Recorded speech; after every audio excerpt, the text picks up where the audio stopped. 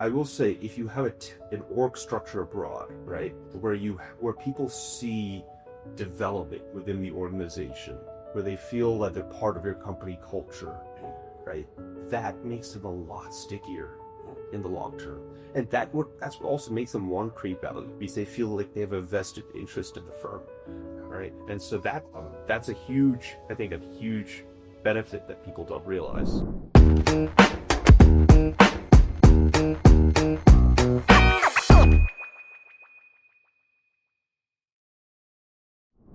Welcome back to another episode in our series for Account Showcase. Really excited about this one because we're going to be talking about AI and the future of accounting and rethinking talent tech on a global scale. All right, so here to talk about that is CPA and founder. So here with me today is Rohan Prajapati of Rova Partners. So Rohan, thanks so much for joining us today. Thanks so much for having me. Yes, very excited to talk on this topic. So tell us a little bit about yourself here and kind of how you got into this this profession of the CPA world for a moment. So share that story. Very exciting profession. So I just started my career at Deloitte, focusing on controllership advisory, digital controllership, and M&A. Then moved over to EY Parthenon, where I did operational strategy, finance strategy, and digital transformation. And then was a CFO of a real estate private equity firm before launching Rova as the strategic extension of our family's legacy tax firm.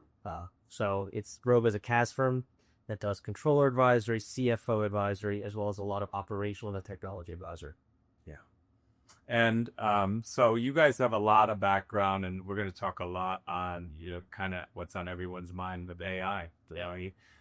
First question is just, what do people get wrong about AI in the accounting space? One thing about the AI space in accounting is that people often think that blanket solutions are the best. You hear we can blanket automate your entire bookkeeping. We blanket do this and that. I'm always a little bit of a skeptic when it comes to AI, because I also see it a lot as a buzzword. Like, oh, this uses AI or this uses automation. But I think what people get wrong is the applications of AI, I believe, are far more compelling and far more impactful when it's specific and targeted rather than blanket. And I think those solutions that do that are the ones that actually are ones that will stand the test of time, and the ones that say they can blanket do everything will slowly fall off. No, that's definitely good insight because I'm sure, working with your clients, you've had many successful deployments, right? So, when you look at it, you have automation, document review, financial statement, talk about one of your client success stories where you successfully deployed it. Sure. So we deploy, AI internally for internal uses. We also deploy AI externally for our clients, right? So internally for internal uses for our client service delivery, it could be things like we have like an accrual AI engine that we built. For example, it'll learn all of our clients' invoice history for that specific client. And then when it comes to the month-end close, if, let's say, the invoice hasn't been received and historically every month prior to that it's been received, estimate accrual entry will be booked, right? And so once the actual invoice comes in, maybe a day or two later after the end of the month, we're able to just true it up, right? So it tightens up the month-end close process quite a bit. So that's what we built, one thing internally. Second is a lot of cash flow planning, forecasting. And so what we'll do is we'll pull different data from different sources. So whether it's Shopify's, right? All of the basically sales channels they have. If it's a CPG client, because we deal a lot in CPG, it'll look at ad spend and all of those other various components. And so it'll essentially forecast out the cash position, right? And so what it will also forecast out is if there's going to be a cash dip. And so what our clients can do and what we can proactively tell them to do is, let's say they are net 30 terms with one vendor. They don't need to pay in that vendor 15 days after the invoice. They can extend those payment terms to the last possible day, right? So all of those small things from an advisory perspective that we use internally, we deploy for our clients to at least support them in any way we can. Because accounting, in my view now, the role of the accountant is evolved. Yeah. We're no longer just technical pencil pushers, right? What we are obviously technical accounting guys, but we also have to be operations experts, technology experts. And the most important thing we have to do is figure out how those three intersect. And so that's what our firm aims to do every day. So now, no, absolutely well said. And when you, the best part is that you didn't have to trial it out with your clients. You did it, internally, and then it makes you a little bit more comfortable bringing in a client. And the clients that are going to be more accepting to this, right? And so that's where my next question kind of, where smaller, mid-sized firms start integrating into the AI into their daily workforce. Where did you guys start? What are some best practices around there? Yeah. So the first thing we did was a process mapping for what we do for each client across all of our engagements, because what we see from there are common trends or common areas, right? And from there, what we see is, okay, but the ones that are consistent across most of our engagements, the ones that are low in complexity, high in frequency, low intermediate in judgment, those are really ripe for some sort of automation or AI tool to be built around that, right? And so what we'll do is then we'll go into a whole thing about, okay, how do we now build a workflow, an AI workflow, that we can then build a tech piece on top of it? Because what people also get wrong about AI is you can't expect it to be magic, in the sense that you can just build a tool, some fluffy tool to fix something like a fundamental systemic problem. It needs to be supported by strong workflows, strong processes on the back end, and the AI needs to kind of be less so of a replacement or automation of it, more of an augmentation and support. That's how I see it. Well said. And I mean, it's constantly evolving. I mean, evolving faster than we can even keep up with. Yeah. So you guys have got it down pat. So what do you see now over, let's say, the next year and a half as far as, AI evolving professional services? Yeah. And, one thing I actually do, I do 3 product demos, 3 or 4 a week, because I like to see what's out there. I get very excited about technology, and I'm always excited to use it. But at the end of the day, I have to pressure test every one of them, because our client service delivery is the most important thing. Yep. Right. So where I see the year and a half, there's tons of great off-the-shelf softwares that are doing automation and AI related work. But what I actually think is a little bit more impactful is I see firms actually looking inward and actually developing custom AI solutions for their custom workflows. Thanks. Rather than using these off-the-shelf softwares. I think that's where the real value add comes, is when you can adapt it to the SOPs of your firm, right? And then that's how you actually operate more effectively. So that's at least where I see the next year and a half. We've already made a big push to do that internally.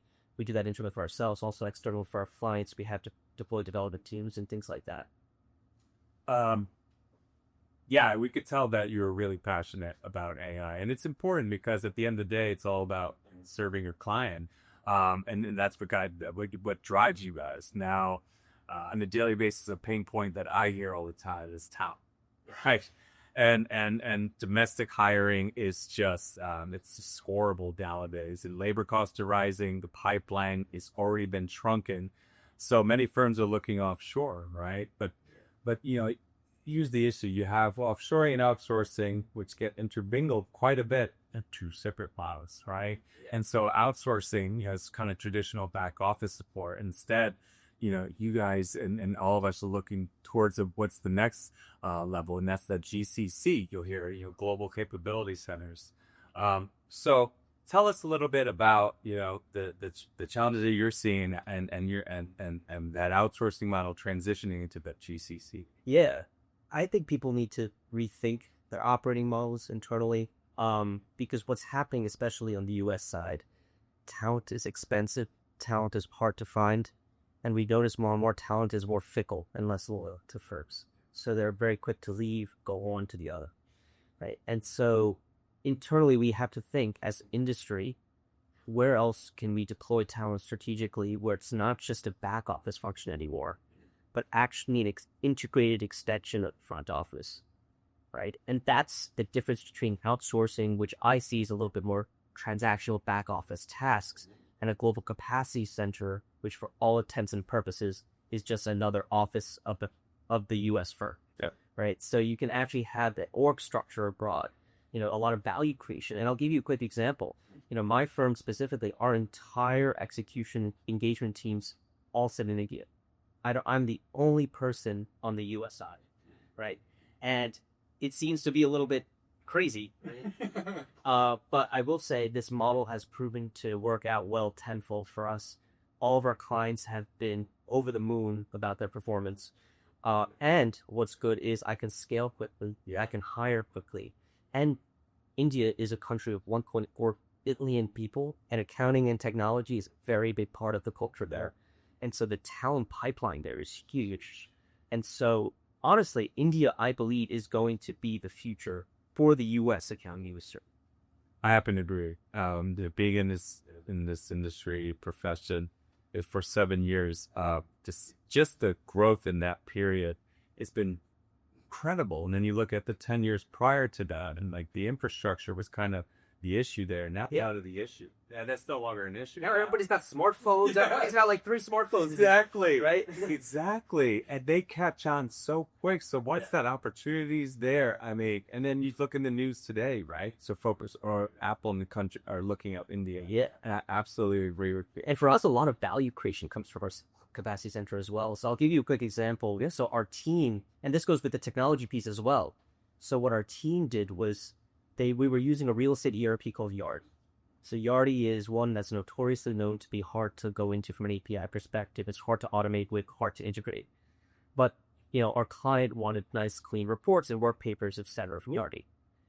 So what our team did was found a way to extract the reports out of Yardi and build custom KPI dashboards automatically from Yardi into Excel, which the client wanted. Because normally we don't like to work too much in Excel because Excel is kind of antiquated.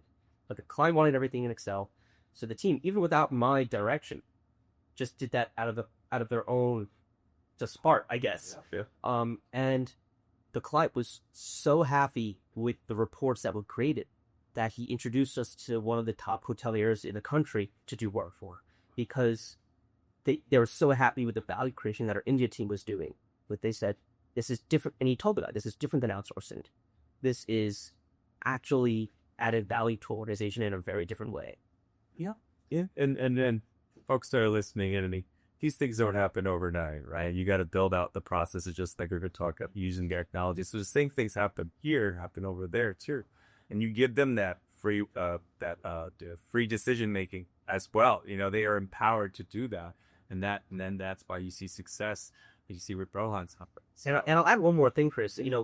I will say, if you have an org structure abroad, right, where people see development within the organization, where they feel like they're part of your company culture, right, that makes them a lot stickier in the long term. And that also makes them want to create value because they feel like they have a vested interest in the firm, right? And so that's a huge benefit that people don't realize. Yes, absolutely. I mean, you folks that are looking to beginning this outsourcing, offshoring venture, you don't change anything. If you have built already your processes, integrated AI, you really change anything, right? Just do the same thing offshore. You got to build out with them. You work closely with them. You utilize technology for that. But there's nothing different that you do. You don't do more any more or less. Right? And then the scalability factors, and just because of the huge pipeline. So now with firm leaders that are looking to build out global teams, right? It just may seem overwhelming to them. So with firms that are thinking about doing this, what key advice would you give to them on how to get this kickstarted per step? Sure. So one is work with a trusted provider when doing it, right? There are tons of trusted providers that help set up these types of centers abroad. That's the first thing, because you don't want to do it alone. Especially India is a very different market, different psyche. You want to work with somebody on the ground there who knows what they're doing, who's built these things before. So that's the first thing. The second is go at it with an open mind. I think what ends up happening is people feel that automatically they get to this back office mindset, right? You're okay, well, let's shift the transactional work. Give them the opportunity to lead client engagements, manage client relationships, be on business development calls. Because what you'll realize is they can add a lot of value to these calls. They can add a lot of value to client relationships, right? And you can hire people strategically. Like all of our team are either chartered accountants, CPAs, inter-CAs in India, or former controllers and CFOs. So they have decades of experience, many of them. And to kind of pigeonhole them into a back office function is not letting them use the full potential that they're able to. So I think that's what needs to happen is the mindset shift and the mindedness of Indian talent. Yeah. Yeah. Years ago when first kickstarting, working with clients and looking to do this, that was an automatic, back office support. That's what we're doing. You want senior talent? No. Now it's like, well, you kind of do a deeper dive into the firm. Where are you truly struggling? And the firms have started speaking, well, we have a really good support team, but we don't have any leadership. Yeah. Oh, other countries can do that. And I see that happen time and time again. And I'll tell you a funny story. We work with a number of startups on the US side too. One of them set up a global capacity center in India, but they had their director of engineering sit in India and their engineers sit up in the US. So they had the engineers in the US report to the director of engineering in India. Right? He's the director of engineering in India who was highly credentialed. And was far cheaper than if you were to hire that resource on the US. True. Very true. That was a really interesting play that I saw, and it actually worked out pretty well for them. Yeah.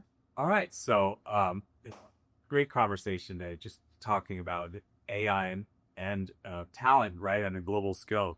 And it's just, to me, it's so exciting that we're talking about this with these two words together, because I tell you, over the years, it wasn't easy in the beginning, but now it is. And this is awesome. These are awesome times for sure. So, Rohan, for our audience out there, you showed a lot of good insights and businesses that are looking to kind of transform, reach out for sure. But now firms that are trying to do this and kickstart it, themselves, what would you say to a managing partner? Where do they need to start and how to get ready for this? Yeah, so I would start the way our firm started, go really tactically into the processes that you have, cross-fly engagements, identify those that are high in frequency, low in complexity, low to medium in judgment, and start thinking about, okay, how can I automate? How can I use AI here, right? Because I will say firms that don't do this will be left behind because they will be far more reliant on people and the need to hire, right? And so, I think about it less as, like I said before, automation as a replacement, but more as augmentation. It says that think of it as a support your existing staff, existing team, and the ability to take on more work with the same amount of people, not to copy and repeat that. And there's tons, like I said before, tons of practical applications. I think the most important thing is keeping it customized to what you're doing, maybe internally. And also, I would recommend figuring out how you can start offering this as a service externally to clients. Because I will say a large piece of the demand we get now is from the operational transformation side as well as the technology transformation side. And so our clients come to us asking us to figure out, okay, why are these two systems not integrated? How can we integrate them? Or let's say that they are a massive D2C company that has ships globally or ships primarily within the US. What we did recently for a client was we basically did a whole supply chain AI project, looking at all the invoices, looking at all their shipping costs, all their customer data, etc., and finding out areas, let's say in the US, where the highest concentrations of, shipments for, etc., and building a distribution strategy around that to say, okay, maybe you should have a distribution center, maybe even think about it like Portland, Oregon, because a lot of your customers are there, and your FedEx shipping costs between, let's say, your headquarters in New York and in Portland, Oregon are very high. Right. And so we are able to build out distribution strategies with AI now. Right. So it's not just back office accounting stuff that you can start doing. You can start building out strategies for plans, cash flow planning, supply chain. Internally, we're actually creating an AI cleanup tool as well. Because, I always, like I told you, believe in targeted solutions. Yeah. And cleanup is one area where people don't like to do it. And people are always saying tax should do it or CAS should do it. But what I'll say is we're building this tool internally to see, okay, is this something that can stand the test of time? Again, I told you I do so many power demos a week. So I don't want any fluff. I want it to work. I want it to be practical. I want it to be easy to use. Mm-hmm. And we're going to test it a lot. And then if it works, this is something we'll roll out to other firms. Because I think that could be a really compelling use case for it, is to kind of also find solutions to help your peers. So we're all in this together in this industry. We all have to lead the change together. So we all just have to work here. Yeah. No, absolutely. Yeah. Appreciate you taking time out. Thank you very much. Appreciate it. For our audience out there, we'll put that very soon, super soon actually, with a whole new episode in our series Account Showcase. So for now, take care.